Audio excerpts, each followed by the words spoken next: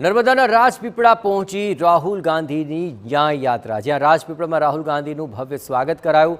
સંતોષ ચોકડીથી કાલાઘોડા સુધી રાહુલ ગાંધીનો road show યોજાશે અને હરસિદ્ધિ માતાના મંદિરે રાહુલ ગાંધીએ દર્શન કર્યા।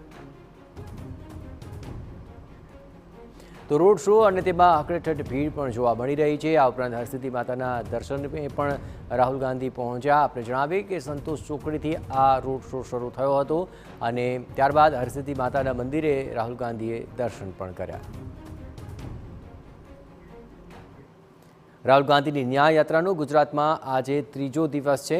છોટાઉદેપુરના બોડેલીથી રાહુલ ગાંધીની ન્યાય યાત્રાનો પ્રારંભ થયો, જ્યાં અલીપુરા બોડેલી સર્કલથી ન્યાય યાત્રાની શરૂઆત થઈ।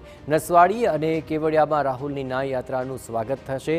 આ ઉપરાંત રાજપીપળામાં સંતોષ ચોકડીથી કાલાઘોડા સુધી રાહુલ ગાંધીનો રોડ શો, આ ઉપરાંત જંખવાવ, માંગરોળથી માલદા ફાટા સુધી ન્યાય યાત્રા રહેશે। અહીં ભરૂચ લોકસભાના નેત્રંગમાં આપ અને કોંગ્રેસની એક સંયુક્ત સભા પણ છે। રાહુલ ગાંધી ભરૂચ બેઠકના ઉમેદવાર ચેતર વસાવા સાથે સ્ટેજ પર જોવા મળશે। છોટાઉદેપુરમાં રાહુલ ગાંધીની યાત્રામાં આપના કાર્યકર્તાઓ જોડાયા, જ્યાં કોંગ્રેસ આપ ગઠબંધન બાદ બંને પાર્ટીના કાર્યકર્તાઓ યાત્રામાં જોડાયા। વિધાનસભા ચૂંટણીના બંદૂકને ભૂલી બંને પાર્ટીના કાર્યકર્તાઓ એક સાથે જોવા મળ્યા। નેત્રંગમાં આપ ઉમેદવાર ચેતર વસાવા રાહુલ ગાંધી સાથે એક મંચ પર હશે।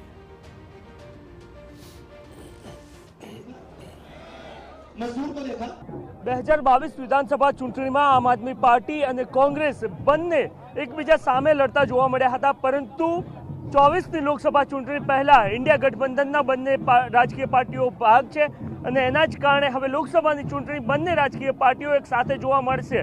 આમ તો ગઠબંધનમાં એવું કહેવામાં આવતું હોય છે કે નેતાઓ મળી જતા હોય છે, પરંતુ કાર્યકર્તાઓ નથી મળતા હોતા, પરંતુ આજે રાહુલ ગાંધીની જે ન્યાય યાત્રા છે ત્યાં કાર્યકર્તાઓ પણ મળી ગયેલા આપને જોવા મળી રહ્યા છે। આપ જોઈ રહ્યા છો કે બોડેલી ખાતે આમ આદમી પાર્ટી અને કોંગ્રેસના કાર્યકર્તાઓ એક સાથે જોવા મળી રહ્યા છે। કાર્યકર્તાઓ સાથે વાતચીત કરીએ, તેઓ શું કહી રહ્યા છે।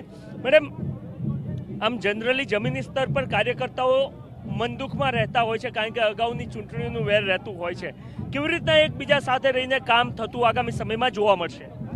મન દુઃખ હોય છે, પણ એ મન દુઃખ દૂર કરવામાં આવે છે અને મન દુઃખ દૂર થઈ ગયું છે। હવે બધા જોડે મળીને કામ કરવાના છે અને ભાજપની જે નીતિઓ છે, ખરાબ નીતિઓ, એના સામે લડવા અમે બધા એક સાથે ભેગા થયા છે।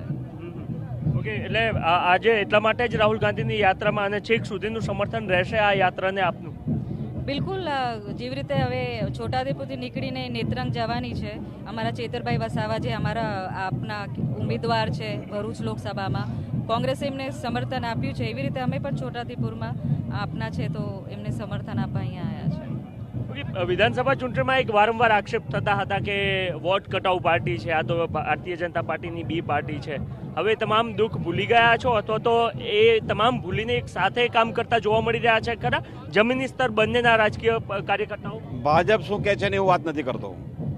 અત્યારે લોકશાહી, લોકોની હાલત, એક દર્દી જે દવાખાનામાં દર્દી બેઠો હોય ને, પડ્યો હોય, એવી હાલત બનાવી છે। આવી હાલત હોય ત્યારે બીજા કોઈ ડિફરન્સીસની, મતભેદની વાત કરવાની ના હોય, દર્દીને સાજો કરવાનો હોય, સંવિધાન બચાવવાનું હોય, લોકશાહી બચાવવાની હોય, એ મેચ્યોરિટી દેશમાં અલગ અલગ પાર્ટીઓ, આમ આદમી પાર્ટીના નેતાઓ, કોંગ્રેસના નેતાઓ, ઘણા બધા નેતાઓને લોકો એક થઈને આ હાલતમાં આ જે કરપ્ટ, અન્યાયી જે શાસન છે, તાનાશાહી શાસન છે, એને કાઢવા માટે અમે એક થયા છે અને એનું પરિણામ આવવાનું છે।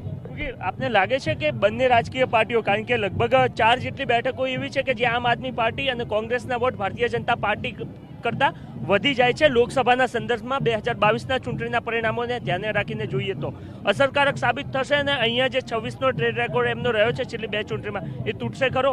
બિલકુલ તૂટશે। આ વખત ગુજરાતનું પરિણામ કોઈ આશ્ચર્યજનક હશે, માત્ર ગુજરાતનું નહીં પણ આખા દેશનું પરિણામ કંઈક આશ્ચર્યજનક આવશે અને એ આપણે આજના વાતાવરણ પરથી જોઈ શકીએ છીએ। આજે દેશને રાહુલ ગાંધીની જરૂર છે, આજે દેશને સારા પક્ષની જરૂર છે, સારા માણસોની જરૂર છે।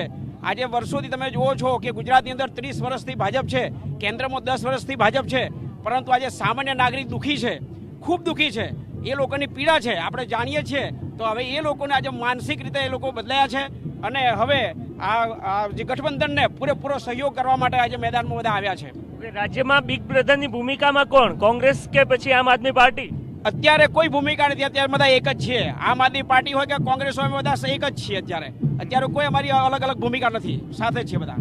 તો તો બંને રાજકીય પાર્ટીના કાર્યકર્તાઓ આપ જોઈ રહ્યા છો કે એક સાથે જોવા મળી રહ્યા છે. જરૂરથી શક્તિસિંહ ગોહિલ કહી રહ્યા હોય કે ગુજરાતમાં કોંગ્રેસ બિગ બ્રધરની ભૂમિકામાં જોવા મળી રહ્યું છે, પરંતુ કાર્યકર્તાઓ કમસે કમ એક સાથે જોવા મળી રહ્યા છે અને ભારતીય જનતા પાર્ટીની જે પ્રકારની રાજનીતિ રહી છે એ રાજનીતિ સામે લડતા બંનેના રાજકીય પાર્ટીના કાર્યકર્તાઓ એકજૂટ થઈને લડતા આપને લોકસભા ચૂંટણીમાં જોવા મળશે.